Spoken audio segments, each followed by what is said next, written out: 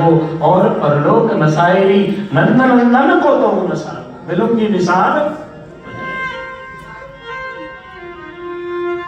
क्योंकि गोपियों के मन में ये भाव दृढ़ हो गया था कि मेरा लोक परलोक नष्ट नहीं हो सकता, क्योंकि हमारे स्वामी अंतर्यामी। मेरे स्वामी कौन है? श्री कृष्ण है। तो श्री महाप्रभु जी ने हमारा संबंध किनसे करवाया है?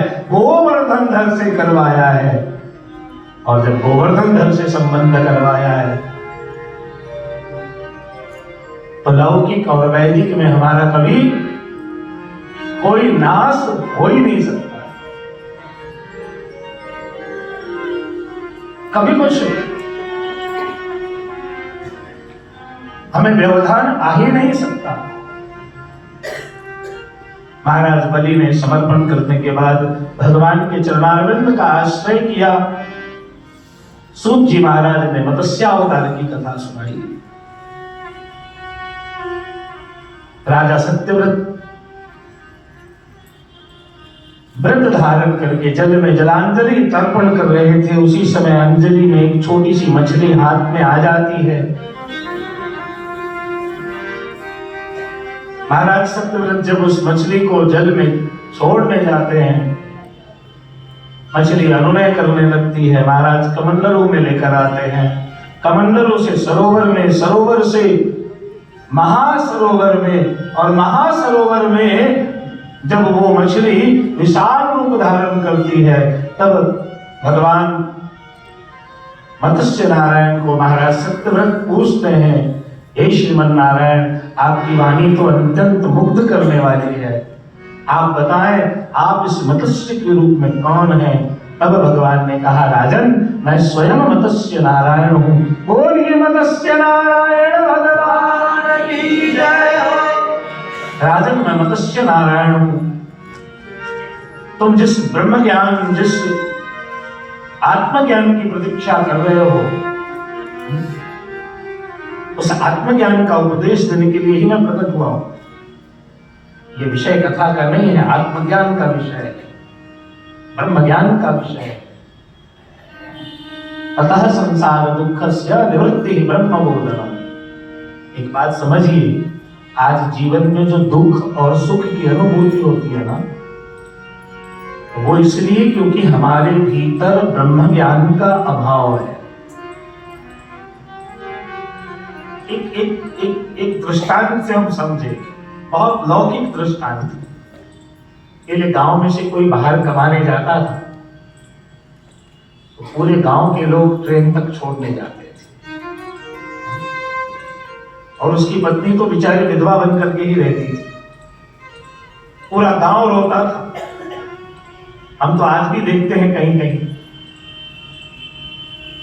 पूरा गांव सोचता था कि ये बंदा फिर लौट कर आएगा कि नहीं आएगा। जब तक कि उसकी चिट्ठी पत्री नहीं आ जाती उधर से, तब तक लोग कई घरों में तो उसके घर में एक समय खाना तक नहीं खाते थे। इस प्रकार से विषाद की स्थिति बनी रहती थी। लेकिन जैसे ही फोन का आविष्कार हुआ, वीडियो कॉल की व्यवस्था हुई, इंटरनेट का आविष्कार हुआ, तो आज वो विषाद अब हमारे बीच नहीं है। तो उस दुख से हम बाहर निकल गए। वो दुख हमारे जीवन से, वो अध्याय दूर हो गया। आज हर कोई जा रहा है, कभी भी जा रहा है, किसी समय जा रहा है, किसी को कुछ पड़ी नहीं, जहां गया वीडियो कॉल किया, हाँ भाई बस अच्छे हैं, कोई दिक्कत नहीं, ये खाने की व्यवस्था, ये पीने की व्यवस्था। मेरा कहने का विषय यह है कि एक ज्ञान के विकसित होने से इतना भयंकर विषाद हमारा दूर हो गया, तो जब ब्रह्म ज्ञान विकसित हो जाएगा तब तो संसार के सारे विषाद दूर हो जाएंगे।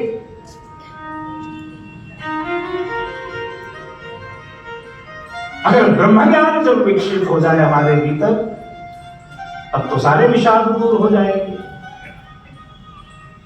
अब महाराज सत्यव्रत को भगवान मत्स्य नारायण कहते हैं, राजन तुम मुझे समुद्र में छोड़ दो। राजा ने समुद्र में छोड़ा। भगवान कहते हैं, आज के 7वें दिन जीव मात्र के सूक्ष्म शरीर को लेकर के, ध्यान दीजिएगा सब लोग, जीव मात्र के सूक्ष्म शरीर को लेकर के, सारे धन धान्य के बीज को लेकर के, चारों तरफ घोर अंधकार अंधकार होगा, ब्रह्मा जी को नींद लग जाएगी, सूर्य और चंद्र के प्रकाश अदृश्य हो जाएंगे, समुद्र अपनी मर्यादा को तोड़ करके गांव शहर को अपने में आवृत कर लेगा। सप्त ऋषियों को लेकर तुम मेरा ध्यान करना, एक बड़ी नौका आएगी, उस नौका में बैठ जाना,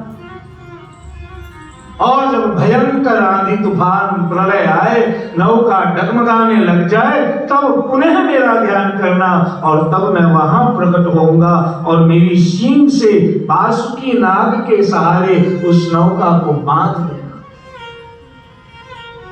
और तब तुम मुझे प्रश्न पूछना, तब मैं तुम्हें ब्रह्म ज्ञान का उपदेश दूंगा। अर्थात ब्रह्म जिज्ञासा।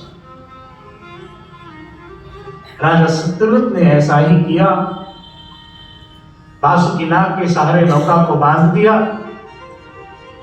भगवान कहते हैं, अवतारो हरियोयम कीर्तयेदन्वहं नरः संकल्पास्तस्य सिद्ध्यन्ति शयान्ति परमां गतिम्।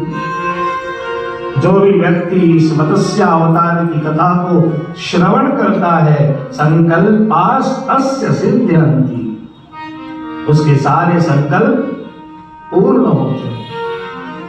ये ऐसी कथा है मत्स्य अवतार की। राजा सत्यव्रत को भगवान ने ब्रह्म ज्ञान का उपदेश दिया, और ब्रह्म ज्ञान का उपदेश देने के बाद राजा सत्यव्रत सूक्ष्म शरीर, कारण शरीर, स्थूल शरीर